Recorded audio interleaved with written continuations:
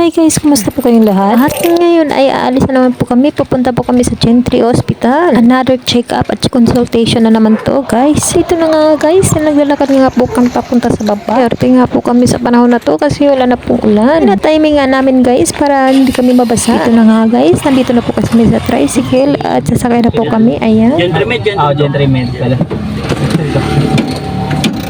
Dito na nga guys, aalis na kami, pupunta kami ng Gentry. Dito na nga, umaambon na nga.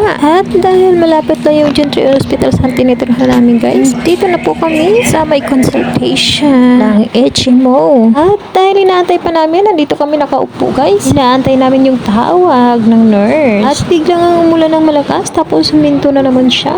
At talaga namang pawito-wito lang itong panahon na to. At natawag na nga po ako at binigyan na po ako ng doktor ng receipt. At ngayon guys, pumunta po kami sa pharmacy at nagtanong kung magkano po yung gamot. After po sa pharmacy, lumabas po kami at nandito kami sa labas. Kita nyo naman guys. Kasi nga po yung kasama ko nag-withdraw. Ngayon nga guys, pagkatapos namin Gentry, pumunta po kami dito sa Walter Mart para bumili ng gamot. Punta namin bumili ng gamot at dito naman kami bumili kami ng buko juice. Ito nga po kami paulit-ulit bumili ng buko juice kasi ang sarap. At maganda din kasi po yung buko juice sa katawan. Katapos nga po namin bumili ng buko juice, ayan, umiinom na nga po ako. And after namin bumili ng buko juice, andito na naman kami sa Jollibee. Sa gutom na po ako guys kasi bawal po ako magutom. Sabi ng doktora, ayan, naubos na kaagad. After pa namin mag-dinner sa Jollibee guys, pumunta kami dito sa bake shop, bili ng tinapay at Shanghai. At after namin sa bake shop, andito naman kami sa labas. Kapila nga po kami niyan guys. At while nagpila-pila kami, ayan, nag-picture-picture naman din kami. Kaya nga po nakapila kami guys kasi kailangan po yan dito bukas sasakay ng tricycle. At medyo nga malamig ang panahon. Kita nyo naman guys, naka-jacket siya ako hindi. Pero okay lang guys, ang importante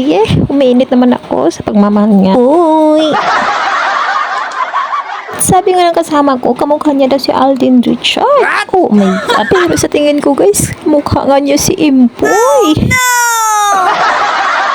Oh no! Mauro to guys, taghang salamat.